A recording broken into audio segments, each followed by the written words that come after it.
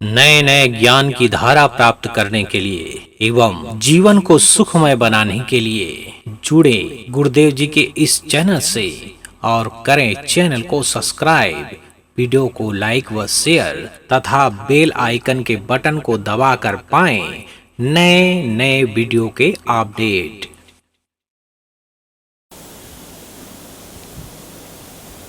आश्रम का अर्थ क्या होता है? मुख्य रूप से 4 आश्रम होते हैं।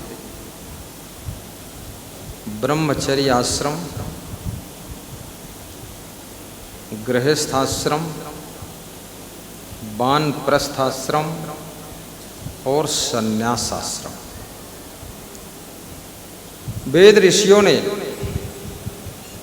हमारे पूर्वजों ने ये 4 आश्रम सुनिश्चित किए, जिसमें गृहस्थ आश्रम सबसे संख्या में, जिम्मेदारियों में, व्यवस्था में बहुत बड़ा आश्रम है। 99.99% लोग गृहस्थ आश्रम में ही है। बचपन में ब्रह्मचर्य आश्रम लगभग सभी पालन करते हैं। गृहस्थ का समय पूरा होने के बाद वानप्रस्थ आश्रम का अवसर आता है। वानप्रस्थ आश्रम का अर्थ होता है घर में रहो, लेकिन ऐसे रहो जैसे वन में रहते। देखो, बहुत बड़ी बात हो गई।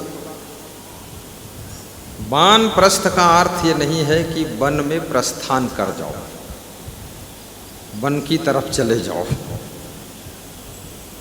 वन की तरफ नहीं जाना है, घर में रहना है, लेकिन ऐसे रहना है कि वन में जैसे रहा जाता है। वन में कैसे? जैसे जल में कमल रहता है, ऐसे घर में रहना है। कैसे रहना है? अगर आप ससुर हैं तो बहू को ज़्यादा तंग नहीं करना है, थोड़ा ढील दे दो। और प्रवचन सुनते रहो, आराम करते रहो, व्यायाम करते रहो, मुस्कराते रहो। धीरे धीरे जिम्मेदारियों को अपने बेटे और बहू के ऊपर डालो, क्योंकि जिसके ऊपर जिम्मेदारी नहीं होती है वो चंचल ज़्यादा रहता है। जिम्मेदारियां हर व्यक्ति को स्थिरता प्रदान करती है और स्वयं को हल्का कीजिए। उसके बाद आता है संन्यास आश्रम। 75 साल की उम्र के बाद संन्यास लीजिए। इसमें कितने लोग हैं जिनकी उम्र 75 साल है? हाथ उठाएं। 1 2 3 4 5। 75 साल वाले इसमें 4-5 लोग हैं। अब ये संन्यास लेने के योग्य इनका शरीर नहीं रह गया है, क्योंकि शरीर कमज़ोर है, बुद्धि भी शिथिल हो गई है।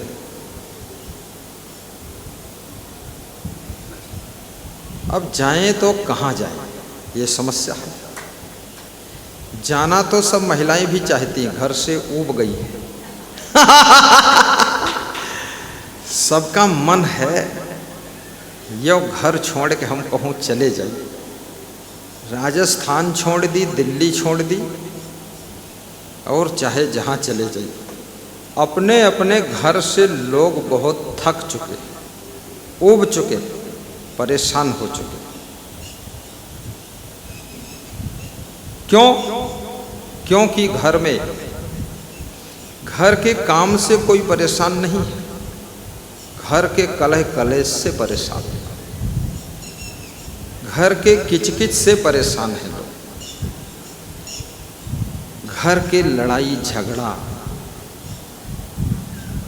उल्टा पलटा लोगों का व्यवहार बर्ताव देख करके मन दुखी हो जाता है। लेकिन याद रखना, दुखी मन संत मार्ग में भी फेल होता है। संत के रास्ते पर सुखी मन ही सफल होता है। इसलिए मैं निवेदन करूंगा, आप जहां हो अपने को भी समझाइए, थोड़ा दूसरों को समझाइए और थोड़ा खुद को समझाइए, और इतने होशियार बनिए कि लोग तुमको ठग न पाए। इतने चालाक मत बनो कि तुम दूसरों को ठगो, लेकिन इतने बुद्धू भी मत बनो कि दूसरों से तुम ठगाओ, और इतने होशियार बनो कि तुमको कोई ठग न पाए। जय जय। और यदि कोई आपको फिर भी ठग ले तो क्या करोगे? कभी कभी बड़े बड़े होशियार भी ठगा जाते हैं।